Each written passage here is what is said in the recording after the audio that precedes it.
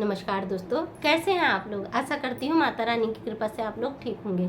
दोस्तों, आज मैं अपने जीवन की वो सत्य घटना आपको बताने जा रही हूँ जिसे मैं कभी भी सुनना भी नहीं चाहती और दोहराना भी नहीं चाहती, लेकिन मुझे लगा कि मेरे जीवन की एक कड़वी सच्चाई है जो मतलब मैं शायद आप लोगों के साथ शेयर करूँ तो मुझे अपनी जो मैं परेशान हो चुकी हूँ उस घटना को सोच के जब भी मैं दुखी हो जाती हूँ, परेशान हो जाती हूँ, तो शायद मेरी परेशानी आप लोगों से शेयर करने में कम हो जाए।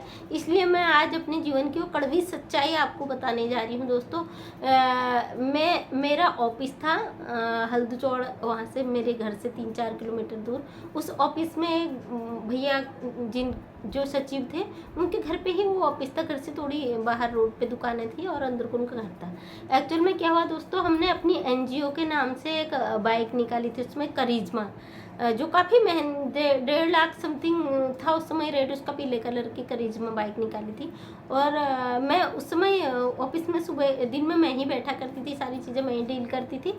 तो भैया गाड़ी निकाले 2 दिन हो रखे थे मात्र, तो भैया मुझे चाबी दे के गए, मुझसे बोले कि ये चाबी है, इसको किसी को देना मत।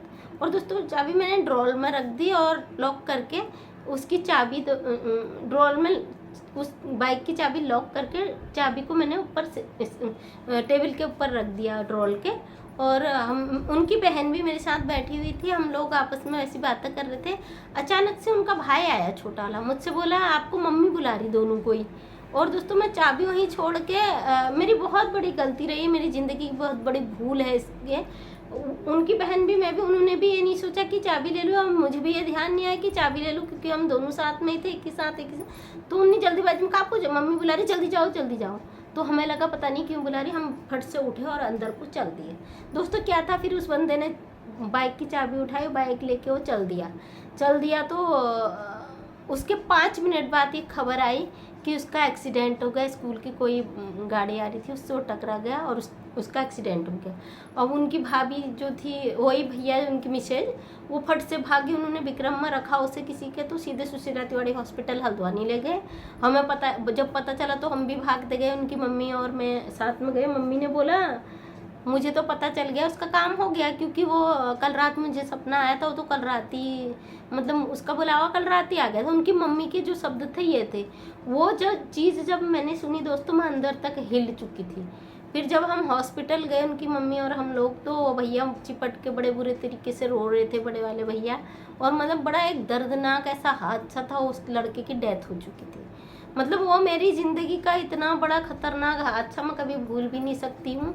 और उसके बाद जो सिचुएशन हुई दोस्तों, मैं बहुत गिल्टी फील करा मैंने अंदर से कि शायद फिर ये चीज़ें तो देखी होने की, क्योंकि जब भी वो गाड़ी को देखता था हर बार, वो हमें ये पता ही नहीं था कि उसकी नज़र ही उस गाड़ी पे थी। और हर बार यही कहता था ये बाइक में मैं ही अच्छा लगता हूँ, ये किसी के लिए नहीं बनी है, ये मेरे लिए बनी है और इसमें मैं ही रहूँगा, आप लोग अच्छे नहीं लगते हो। लेकिन वो वास्तव में उसी के लिए बनी थी, क्योंकि वो किसी ने चलाई भी नहीं थी, वही पहली बार गया तो ऐसा हो गया। तो वो चीज़ें हमें बड़ी फील हुई। मुझे लगा मैं ये घटना आपको बताऊं, और मुझे बड़ा फील होता है दोस्तों कि अगर शायद उस चाबी के लिए एक सेकंड के लिए हमने सोचा होता, आज वो लड़का जिंदा होता। हमारी एक गलती है, बहुत बड़ी गलती है, जो जिस कारण उसकी डेथ हो गई, और उसे हम कभी भूल नहीं सकते। वो घर का माहौल, मतलब इतना जवान लड़का, इतना अच्छा 25-26 साल एज का, और इतना लंबा तगड़ा, मतलब अच्छा था, स्मार्ट देखने में। सबसे छोटा बेटा था उनका, उसके घर की पोजीशन, अपने बेटे को खो चुके थे, भाई अपने भाई को खो चुका था, बहन अपने भाई को खो चुकी थी। मतलब घर का माहौल इतना बुरा था, और पूरी पब्लिक, लाखों की संख्या में वहाँ पे लोग थे, पैर रखने की जगह नहीं थी। जब उसकी डेथ हुई तो पूरा मतलब एक घर ऐसा हो गया था कि मैं आप कह नहीं सकती हूँ। ये घटना जब भी सोचती हूँ, कई साल हो गए, आज से 20-22 साल हो गए, तो मतलब वो घटना जब भी सोचती हूँ तो बहुत एक दिल में दर्द का एहसास होता है। मतलब उस परिवार के ऊपर क्या रही होगी, क्या स्थिति रही होगी, सोच के बड़ा तकलीफ होता दोस्तों। इसलिए मैं आज ये घटना आपको शेयर कर रही हूँ, क्योंकि कोई भी नहीं, ये एहसास अगर किसी को होता कि ऐसा होने वाला है, शायद उस पर पहले ही सचेत रहते।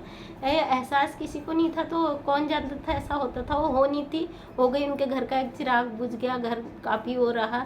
आज इस घटना को 20-22 साल लगभग हो चुके हैं, लेकिन हम इस दर्द को कभी नहीं भूले, और मतलब उस घर के लिए बहुत दुख जाहिर होता है। आज कई सालों बाद मुझे लगा कि मैं आप लोगों से ये चीज़ें शेयर करूं। जानबूझ के कोई नहीं करता, लेकिन एक गिल्टी फील होता है। आप मुझे कमेंट करके बताइए, आप बताइएगा कि आप हमारी जगह होते क्या होते, हमारे से गलती हुई, मतलब इस गलती के ऊपर ज़रूर कमेंट कीजिएगा। कुछ किसी के दिल के थोड़े जख्म कम हो जाते हैं। आप लोगों का सहयोग मिल रहा है। मेरे चैनल को लाइक शेयर सब्सक्राइब कर दीजिए प्लीज़। मैं समाज में बुराई को हटाने के इतने टॉपिक्स बनाती हूँ, लेकिन उतना रिस्पॉन्स नहीं मिलता, अभी ग्रो नहीं हुआ है चैनल। आप लोग इसे आगे बढ़ाएंगे, ज़रूर ग्रो होगा। प्लीज़ 11 बजे डेली मैं अपना वीडियो अपलोड करती हूँ। इस वीडियो को लाइक शेयर कमेंट कर दीजिए, आगे बढ़ाइए। वीडियो डाउन हो जाती क्योंकि गलत संदेश जल्दी पहुँच जाता, अच्छी चीज़ें नहीं पहुँच पाती है समाज में। मैं उस परिवार के लिए बहुत दुखी हूँ। अब आज भी दुखी हूँ, लाइफ टाइम रहूँगी। उस भगवान ने बहुत शक्ति दी कि उन्होंने झेल लिया, और अभी भी मानते हैं, बातें भी होती है, लेकिन वो चीज़ एक टीस रह जाती दिल में। अपना ऑफिस भी मैंने बंद कर दिया था, उसके बाद फिर लगभग बंद हो ही चुका था। 68 लाख का प्रोजेक्ट में काम करते करते वो फिर चीज़ें मन नहीं करा करने का, तो वो सब समाप्त हो गई। समाज कल्याण विभाग से, स्पेशल कंपोनेंट विभाग से कई योजनाएं आई थी, नहीं कर पाई इसमें, फिर दिल ही नहीं करा कि क्योंकि घटनाएं इतनी थी कि हमारे वजह से किसी की जान गई थी। ये चीज़ मैं कभी भूल नहीं पाई अपनी लाइफ में। दोस्तों, कभी गलती तो आप नहीं करते, मैं जानती हूँ, फिर भी एक मैं संदेश देना चाहती हूँ, हर चीज़ को कदम फूक फूक के चलिएगा। भगवान आपको हमेशा सुखी रखे, अच्छे मार्ग पे ले जाए, सतमार्ग पे ले जाए। इस वीडियो को लाइक शेयर कमेंट जरूर कीजिएगा, सब्सक्राइब कर दीजिएगा। आपका अपना चैनल है, आपकी कोई भी परेशानी होती है तो शेयर कीजिएगा मेरे साथ। बहुत बहुत धन्यवाद।